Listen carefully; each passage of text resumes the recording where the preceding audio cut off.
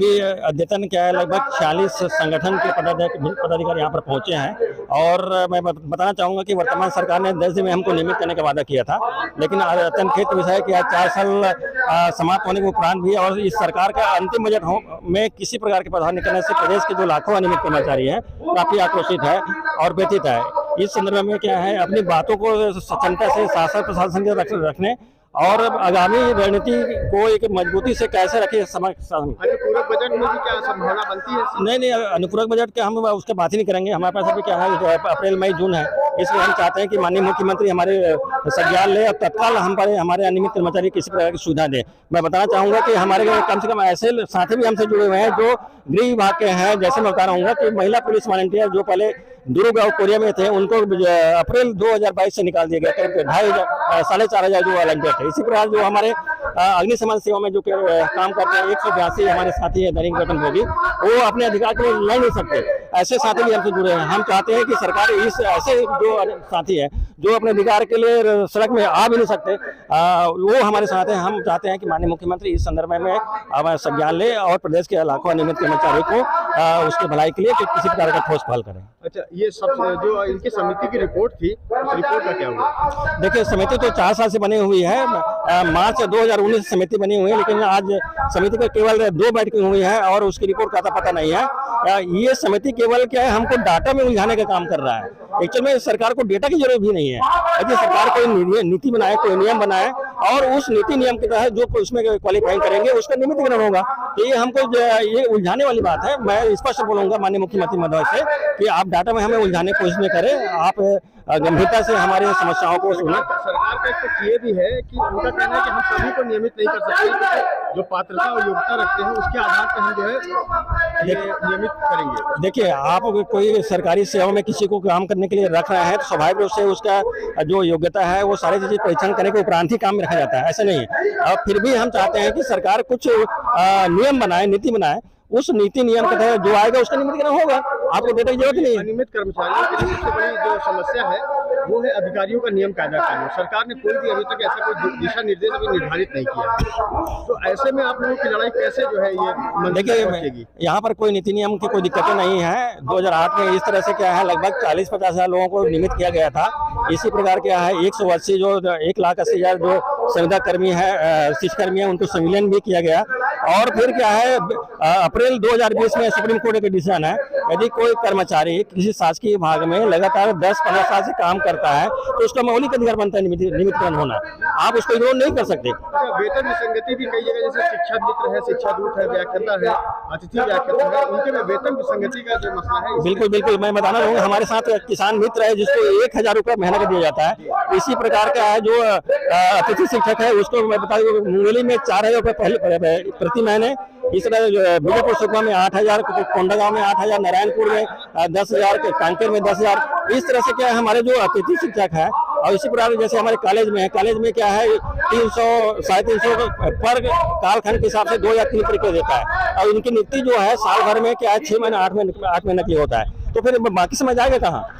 अच्छा, सरकार का जैसे कहना है कि हमारा इसमें जो है लगभग 544 करोड़ का भार आएगा अगर हम नियमित करते हैं, तो हमारे पास अभी बजट की व्यवस्था नहीं है। देखिए, हम यदि सरकार बजट की बात करते हैं, हम बजट की बात कर ही नहीं रहे हैं। हमने कई सारे सुझाव दिया है, सरकार हमसे बात करे, हम सकारात्मक सुझाव देंगे और हम ऐसा सुझाव देंगे जिसमें तत्काल उनको इतनी भार आने की जरूरत ही नहीं है। आप डाटा एक बार आप मीडिया के माध्यम से क्यों नहीं पहुंचाते? बिल्कुल, हम मीडिया के माध्यम से कई बार भेजा है, आप लोग भी भेजते हैं, आप देखे होंगे। आपसे आग्रह है कि आप सरकार तक हमारी डेटा है पहुंचाए और उस पर एनालिसिस करे सरकार। जो वो डेटा जो है हमारे जो विभाग के साथ ही नहीं उपलब्ध कराया। हो सकता है डेटा में 10 से 15% वेरिएशन हो सकता है, हम मानते हैं, लेकिन वो डेटा कोई फर्जी डेटा नहीं है। जैसे मैं जिस विभाग में काम करता हूँ, मेरे साथ 124 लोग और काम करते हैं। इसी प्रकार का 1800 दैनिक वेतनभोगी काम करता है, मैं जानता हूँ। तो क्या मैं जिस विभाग में करता हूँ काम, तो मेरे डेटा मुझे पता नहीं रहेगा क्या? तो डेटा क्या है, एक प्रमाणिक डेटा है, उस डेटा के आधार पर सरकार कुछ निर्णय ले सकती है। ये तो टोटली क्या है, बहानेबाजी है, उलझाने के बाद। ये लड़ाई है क्या सड़क से विधानसभा तक पहुंचने वाली है? देखिए, जो संविधान ने हमको अधिकार दिया है, उस अधिकार के तहत हम संघर्ष करेंगे और आज हम तय करेंगे कि आगे हमको क्या करना है। अच्छा, मान लीजिए बहुत सारे कर्मचारी है, उन पर अगर दबाव बनाया गया तो दबाव बनाएगा, तो उस कंडीशन में आपके पास क्या रास्ता है? दबाव तो अभी भी बना है, आप देख सकते हैं। हमको क्या है, पुराने रहता है और अपनी अधिकार के लिए संघर्ष करेंगे। गोपाल प्रसाद साहू, प्रांतीय संयोजक, छत्तीसगढ़ अनियमित कर्मचारी मोर्चा। सरकार ने स्पष्ट रूप से कहा था कि 10 दिन में नियमित कर देंगे। ये लड़ाई नियमितीकरण की नहीं, ये लड़ाई सत्य की है, अधिकार की है, और सरकार इस मामले से पल्ला नहीं झाड़ सकती। जैसा कि पिछले बजट के बाद से सरकार कह रही है कि हम इसमें जानकारी मंगाएंगे, डाटा मंगाएंगे, ये कहीं न कहीं इनकी आंखों में धूल झोंकने वाली बात है। लगभग 5,60,000 से ज्यादा कर्मचारी हैं। इस प्रकार 4 साल से ज्यादा का समय हो चुका है, क्यों नहीं हो रहा है, क्यों कोई कार्रवाई नहीं हो रही है, क्यों कमेटी का हवाला दे देकर झांसाबाजी हो रहा है, यही विषय को लेकर हम लोग आए।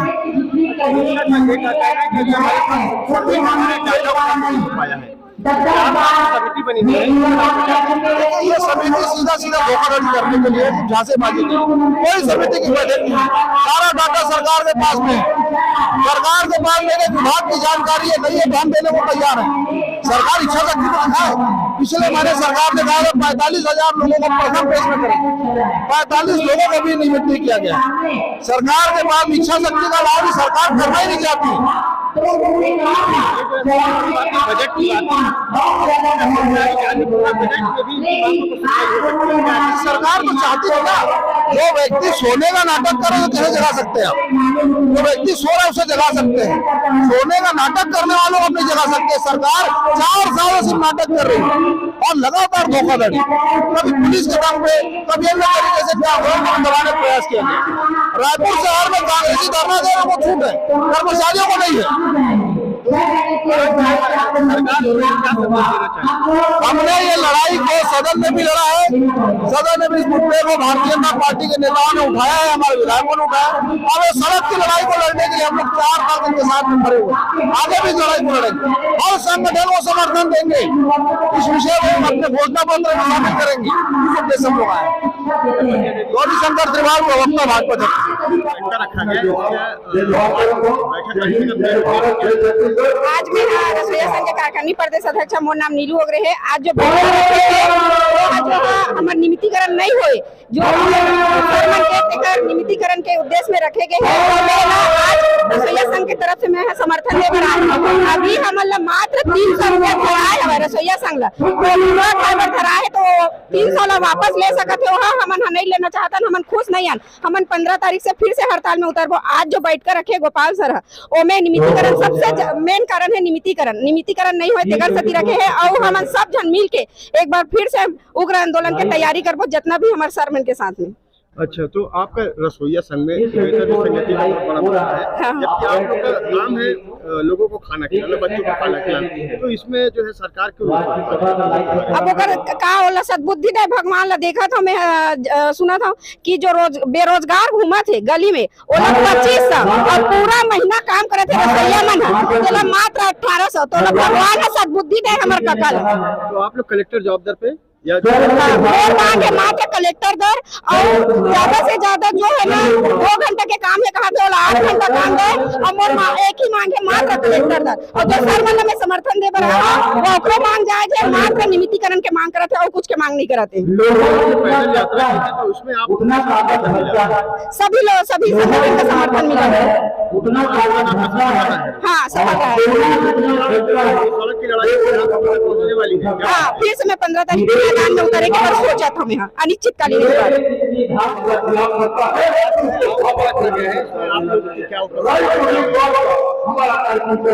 आज छत्तीसगढ़ अनियमित कर्मचारी मोर्चा द्वारा अनियमित सभा का आयोजन किया गया है। उसमें मैं प्रदेश अध्यक्ष नगर निगम का समर्थन दे रहा हूँ। मैं अपना रसोईया का समर्थन दे रहा हूँ। जैसे कि आप जान रहे, हाल ही में मुख्यमंत्री द्वारा 5वां बजट पेश किया गया, जिसमें अनियमित कर्मचारी के लिए कुछ भी नहीं है, और उनकी घोषणा थी कि उनकी सरकार बनते ही 10 दिन के अंदर समस्त अनियमित कर्मचारी सुविधा और दैनिक वेतन को नियमितीकरण कर दिया जाएगा और आउटसोर्सिंग प्रथा बंद कर दी जाएगी।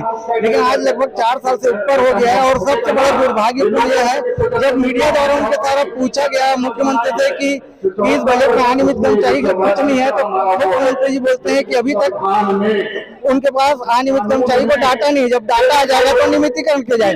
मैं मुख्यमंत्री से निवेदन करना चाहता हूं, जब आपने घोषणा की थी जन घोषणा पत्र में 10 दिन में नियमितीकरण का वादा किया था, तो आपने क्या सोच किया था? क्या उस समय आपके पास डाटा उपलब्ध था? क्या आप 10 दिन में उस समय अनियमित कर्मचारी को तत्काल नियमितीकरण कर देते?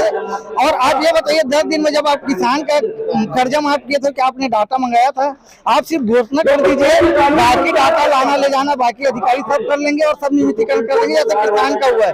लेकिन आप अनियमित कर्मचारियों को भ्रमित न किए। मुख्यमंत्री से निवेदन करना चाहता हूँ कि जल्द से जल्द उनके द्वारा घोषणा की है उसको जल्द से जल्द पूरा करे और समस्त अनियमित कर्मचारियों को दे और आप पूरा बजट पेश करके समस्त अनियमित कर्मचारियों को नियमितीकरण करे और ठेका प्रथा बंद करें। धन्यवाद। मैं सचिन शर्मा, प्रदेश अध्यक्ष नगर निगम अनियमित कर्मचारी महासंघ।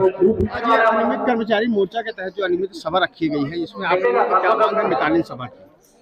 सर हम लोग का मांग ये कहना है, राज्य मितानिन प्रशिक्षक संघ आज जो अनियमित कर्मचारी मोर्चा के साथ आज मंच आए हैं, माध्यम से आए हैं। हमारा कहना है कि भी छत्तीसगढ़ सरकार द्वारा मितानिन का बजट रखा है, 22 बजट रखा है।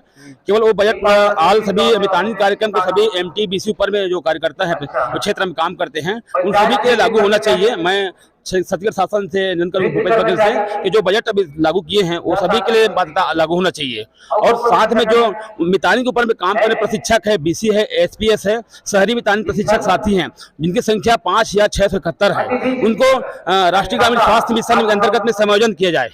अच्छा, आप लोगों के लिए जैसे कि अभी मुख्यमंत्री ने बजट में थोड़ा सा कुछ आप लोगों को एक हिसाब से देखा जाए तो जीरा टाइप का आप लोगों को छूट दिया गया है, उसके बाद आप लोगों का क्या कहना है?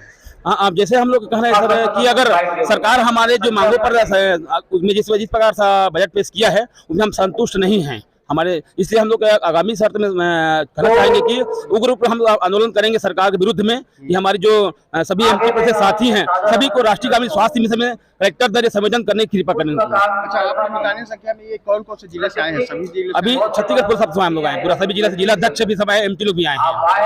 संख्या कितनी है? हमारे संख्या मितानिन प्रशिक्षक और ब्लॉक समन्वयक और हेल्थ डायरेक्टर और साथ में है SC है, SC एरिया कोऑर्डिनेटर रहते हैं और BC लोग हैं, सब मिला के 5 या 671 संख्या जो कार्यरत उनके ऊपर काम करते हैं। मितानिन संख्या 70,673 लोग है, मितानिन लोग संख्या जो पारे मोहल्ले में काम करते हैं। क्या जैसे अभी अनियमित कर्मचारी मोर्चा जो है अब सड़क पर जी जी, इसमें आप लोग क्या तैयार हैं? हम सभी कंधे पे अनियमित कर्मचारी के कंधे पे मिलाकर हम तैयार हैं शासन के विरुद्ध आवाज उठाने के लिए। हमारी मांग को नहीं सफल नहीं बनाते तब क्या अनुपूरक बजट होने की संभावना है? हाँ, उम्मीद तो करते हैं कि सर हम अभी जो बजट पेश किया है हम काफी संतुष्ट नहीं है, परंतु अनुपूरक बजट पेश करेंगे उसमें माननीय महोदय मुख्यमंत्री से अनुरोध करते हैं अनियमित कर्मचारी मोर्चा के साथ मिलकर हम लड़ाई लड़ेंगे, इसके लिए अपनी हक की लड़ाई की लड़ेंगे। अपना परिचय। मेरा नाम तुलसीराम रात्रे है, राज्य मितानिन प्रशिक्षक संघ का कोषाध्यक्ष हूँ मैं सर। एक साथ तो हम क्या कहने से उम्मीद तो नहीं तोड़ सकते, हमें अभी भी आशा है कि हमें अनुपूरक में जोड़ के रखेंगे। जब सरकार हमारे हित में काम के हमारे मितानिन के प्रति तो हमारे नहीं छोड़ेंगे ना, करेंगे। हम चाह रहे हैं और आस करेंगे कि हमारा हो जाए। मेरा नाम श्रीमती आसिया बैग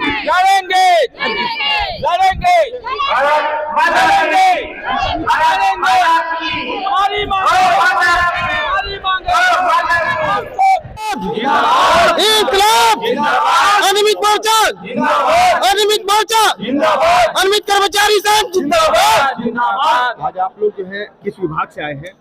हम लोग जन संसाधन विभाग से आए हैं और आप लोग हमारी एक सूत्री मांग है नियमितीकरण, स्थायीकरण। अच्छा, आप लोग का वेतन किस आधार पर मिलता है? हमें श्रमिक दर पे वेतन मिलता है। तो आप लोग कुशल श्रमिक में है कि अकुशल में? हम लोग कुशल श्रमिक, हम लोग डाटा एंट्री ऑपरेटर, वाहन चालक जो है कुशल श्रमिक की श्रेणी में आते हैं। कलेक्टर जॉब दर मानदेय नहीं तय कर दिया गया है? नहीं, सिर्फ श्रम दर मानदेय है।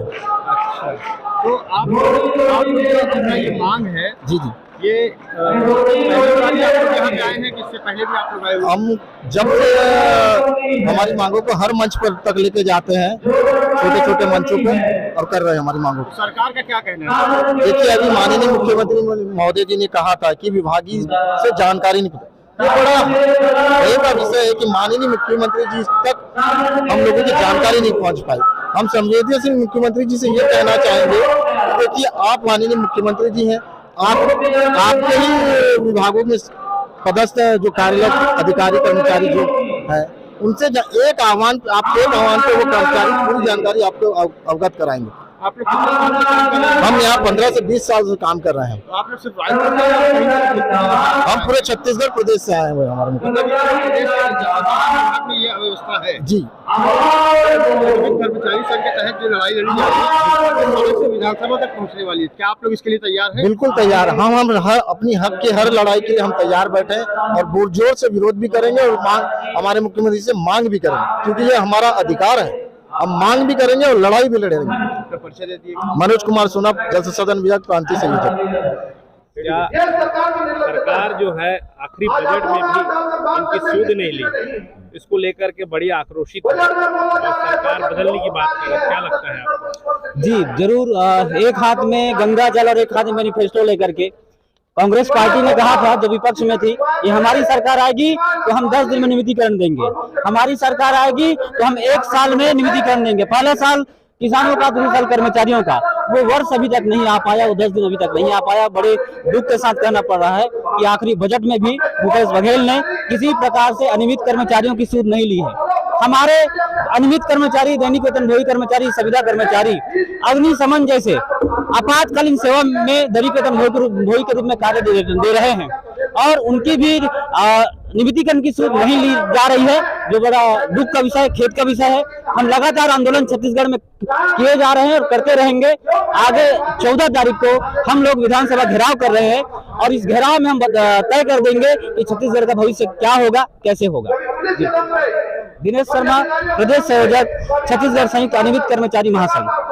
ये महाविद्यालय के जो है अतिथि व्याख्याता है, एक उच्च शिक्षा से संबंध रखते हैं। जी आप लोगों में से क्या समस्या है? हम लोग का प्रमुख समस्या यही है सर, 6 महीने जॉब में रखते हैं और 6 महीने आप कहाँ जाएंगे, जबकि अप्रैल तक के आदेश है इस वित्तीय वर्ष में 2022 एकेडमिक कैलेंडर का अगर हम देखेंगे तो। लेकिन आदेश होते हुए भी बड़ा दुर्भाग्य की बात है, छत्तीसगढ़ सरकार को इस पर संज्ञान लेना चाहिए।